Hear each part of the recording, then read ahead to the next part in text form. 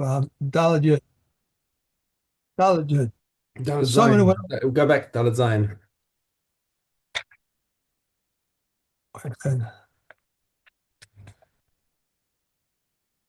oh, I put it over here. Okay. Reb Eliezer ben Yaakov says if a non-Kohen married a proselyte, his daughter is qualified to marry a Kohen. If a proselyte married the daughters of a regular Jew, he knew his daughter is qualified to marry a Kohen. However, if a proselyte married a proselyte, his daughter is disqualified from marrying a Kohen. This applies to both a proselyte and a freedman, even until 10 generations, unless his mother is of Jewish descent. But Yossi says even if a proselyte married a proselyte, his daughter is qualified to marry a Kohen. One who says this son of mine is a mamzer is not believed. Even if they both say concerning the fetus in her womb, he is a mamzer, they are not believed. Rehuva says they are believed. If someone authorized his agent to give him his daughter in Kiddushin, and he went and gave her a condition, if this was first, his Kiddushin is valid. If that of an agent was first, his Kiddushin is valid. If it is not known, they both get a get. If they desire, one may give a get and the other may marry her. Similarly, if a woman authorized an agent to accept a Kiddushin and she went and accepted her own Kiddushin, if hers was first, hers is valid. If her agent's was first, his Kiddushin is valid. If it is not known, they both give her a get. If they desire, one may give her a get, and the other may marry her. Okay. Mishe Yatsa. Hu ve'ishto lemedina sayam. So, guy goes overseas with his wife. Okay. Ubahu ve'ishto uvanav. And he comes home with his wife and children. Right, the new thing in the equation is the children, and we want to know that these are actually his children because one day they're going to grow up and they're going to want to get married. So we want evidence that these are. So we want to know who's who. Amar Isha sheyatzas imi lemedina sayam. This is the same wife that I went away with. Okay. Hooray, hizo. This is my wife, but elu baneha, and we had children overseas, and now we're back home. Okay. So, אין צריך להביא ראיה לא על האישה ולא על הבנים. Okay, we're talking about little children who are clinging to their mother. If they're adult children, then he would actually need to bring evidence that these are his children. Um, when it comes to Yochasin.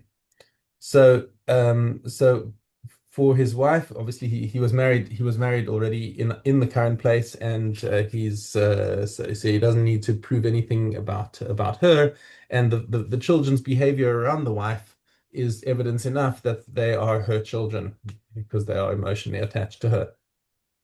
Okay. Mesa, however, if he comes back without a wife but with children, he says, my wife that I went overseas with, unfortunately, she was Nifta, but these are her children now. Now he's got to bring a proof. Maybe Raya Alabanim, he's got to bring some sort of evidence that these are actually his children through her. But maybe Raya Ala Isha. But of course, the woman herself, he doesn't have to prove her yichus because we knew her from before. The case carries on in Yud Aleph. Isha Nasasi b'Medina Sayam. Now he comes back home and says, "Oh, I got married overseas. This is my wife here. Hello. Ve'elu baneha, and these are the children I've had with her." Now, um, in order to prove the yichus, he has to bring a proof that his wife is actually of proper descent, that she's properly Jewish. And but the children, since they are clinging to their mother, once he's established that his wife is of proper descent, then the children come along with her. Mesa v'elu baneha. Now he comes back and says, I'm back. I got married overseas and had children, but my wife died, and here are my children. Tzarich lavi raya ala isha ve'ala banim. He has to bring proof on both. He has to bring proofs on the wife that he married overseas that she is of proper descent, and that in fact these are her children. Okay, that's the end of our story about Yuchasin and relationships that we've been talking about since the end of the last parak. Now we talk about Dinei Yichud. Yud Beis. Lo yisyached Adam al shtei nashim. Im shtei nashim. A man may not be alone with two women. I feel the concern is that they will collude with each other, that he'll have and they won't be ashamed. The concern is, of course, that he's going to have relations with them, and he might do both of them, and they'll cover for each other. So um, so therefore, the rules of yichud include actually any number of women. One man with any number of women is not allowed. Aval isha achas misyachedes im shnei anashim. But one woman can be in yichud with two men because the two men act as shomrim for each other. Rabbi Shimon omer af ish echad misyached im shtei nashim bizman sheishto imo. So says Rabbi Shimon, and this is in fact halacha, that a man can be alone with two women if his wife is with him. So that since his wife is with him, she keeps him honest, which is of course the big heter of why it is that we can have that like a couple can have same girls sleeping in the house over Shabbos. Okay. Because it's the man and his because it's yichud, it's a man with multiple women, but if his wife is with him, it's all cool. Yashen imahem bepundaki mipnei sheishto mishamratu. So even he can even sleep over with all of them in an inn, because his wife is keeping keeping him honest. Misyached Adam im imo im bito. He can a man can be in yichud with his mother or with his daughter. V'yashen imahem b'kirav basar, and he can even sleep with them right next to each other. V'im higdilu, however, once his daughters become adult, zoi shena b'ksusa v'zoi yashen b'ksusa. So what we were talking about before is where they're sleeping without any clothes on, which seems a little creepy to me, but the Mishnah says as when they get older, then they should be sleeping in their clothes anyway. I think it was actually very much the way they did things back in the old days is that they slept without any clothes on. They didn't have any pajamas. That's in a number of places in the Mishnah. You'll see that if that people would sleep naked under the covers. Oh, that's interesting. Yeah. In these places, it was cold also, so you would think they would have something to. Mhm. Okay.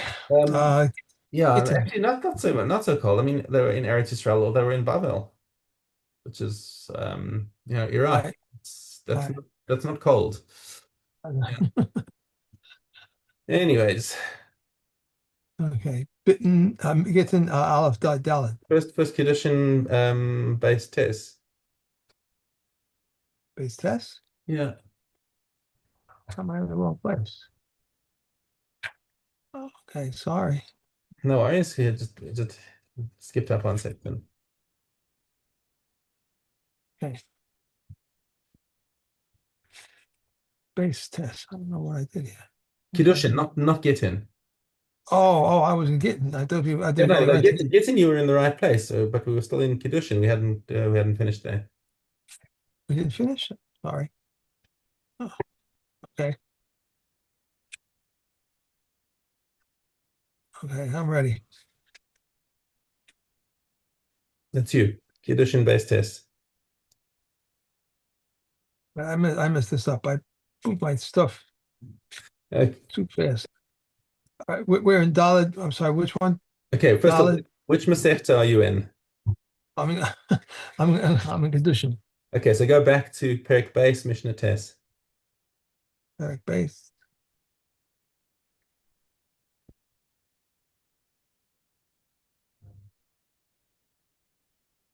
Base test. Okay. If one betrothed an Orla with a Kalayim of the vineyard with an ox which was condemned to be stoned with a calf whose neck is to be broken, and with the words of a Mitzorah, with the hair of a Nazarite and the firstborn of a donkey with meat and milk, or with kulin slaughtered in the courtyard, she is not betrothed. If he sold them and betrothed them with their payment, she is betrothed. If one betrothed with trumas for twice with gifts with good waters of purification or with the ashes of purification, she is betrothed and even a non-Kohen. If one says to another, we betrothed so and so to me, and he went and betrothed her to himself, he is betrothed. Similarly, if one says to a woman, you are betrothed to me after 30 days, and another came and betrothed within 30 days, she is betrothed to the second. The daughter of a Kohen betrothed to a non-Kohen may eat truma. If he says, from now after 30 days, and another came and betrothed her within 30 days, she's betrothed and not betrothed. The daughter of a non-Kohen to a Kohen, or the daughter of a Kohen to a non-Kohen may not eat truma. Okay. Back over here. All right.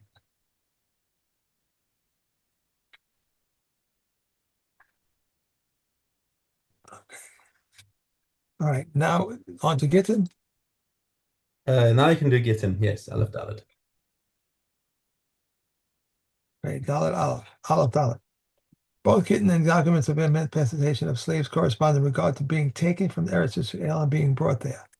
This is one of the ways in which Gittin corresponds to the documents of emancipation of slaves. Every document which has a Kuthian witnesses on it is void, except for Gittin and documents of emancipation of slaves. It once occurred that they brought before Rabbi Gamil and Kafar Musne a get whose witnesses were Kuthians, and he validated it. All documents were processed in Gentile courts, although the signatories are Gentiles, are valid except for Gittin and documents of emancipation of slaves. Reb Shimon says these are also valid, but they were not mentioned as being void, except when they were made by private individuals.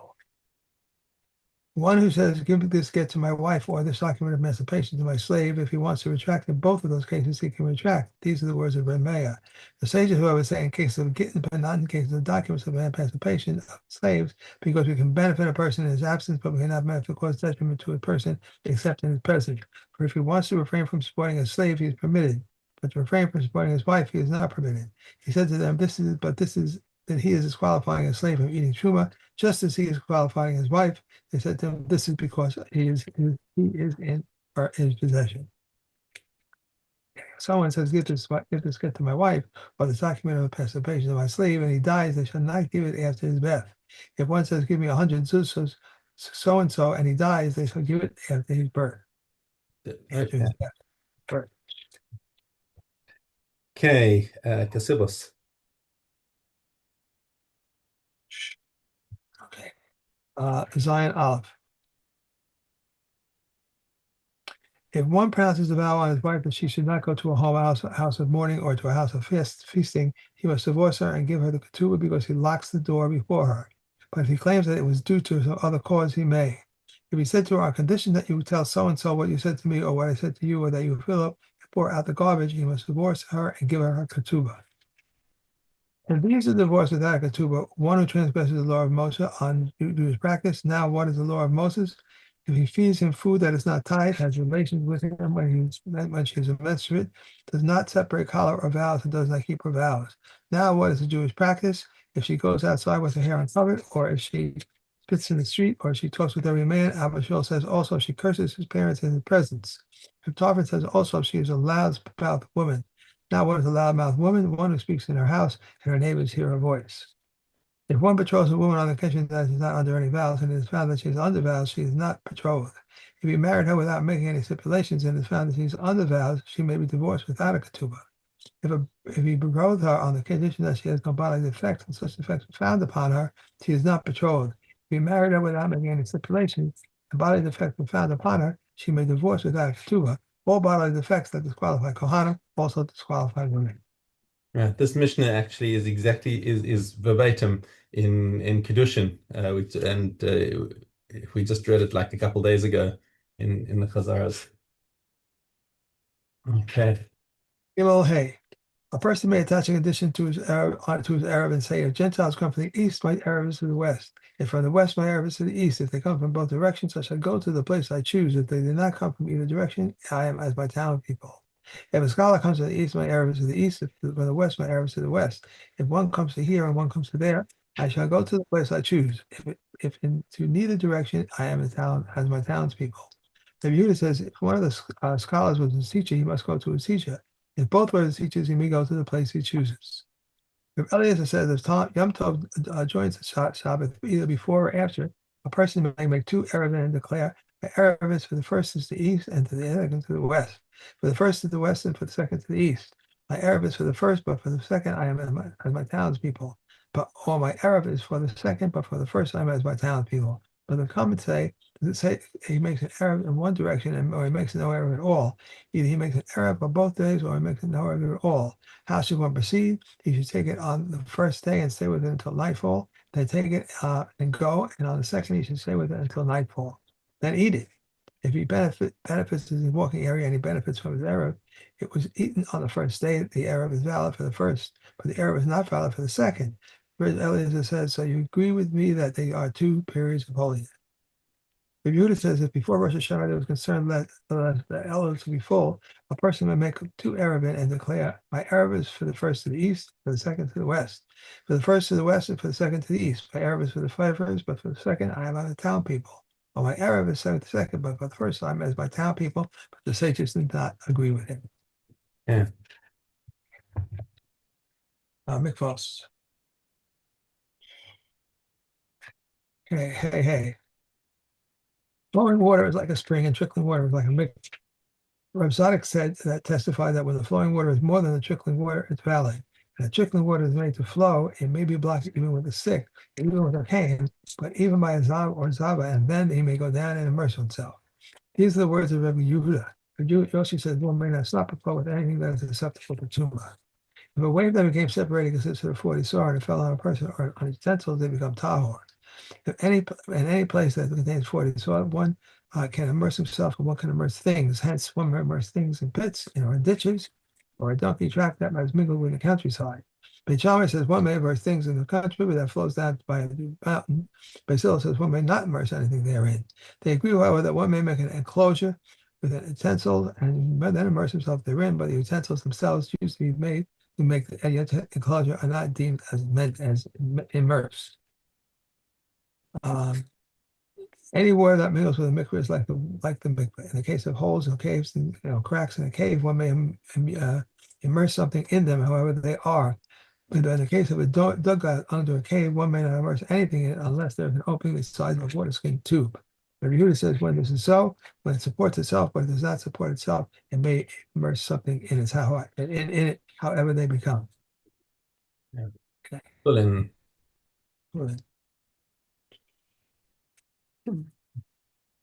Okay, Gimel Zion. If and among locusts, anyone that has 4 legs, 4 wings, joints and legs, and his wings cover the greater part of his body, Rabbi Yehuda says, and his name must be Chagav. And among fish, wherever has a fin and scale, Rabbi Yehuda says 2 scales and 1 fin. These are the scales that which are fastened to it, and the fins which are on which it glides. If an animal is difficult and is in difficult labor, and the fetus put forth its foreleg and drew it back, it is permissible for eating. If it pushed forth its head, although it drew it back, it is regarded as being born. If one cuts off part of the fetus that is in a room, it is permissible for eating from the spleen or from the kidneys, or but is prohibited to be eaten. So this is the general rule. What is part of the body is prohibited. What is not part of the body is permissible. If an animal is difficult labor with its first young, one may cut off each limb and throw it to the dogs. If its greater part comes out, it must be buried and is exempted from the law of the firstborn. Okay. That's it. Have a wonderful day. Great day. Tomorrow, Tomorrow. tomorrow we are finishing Kiddushin. Okay.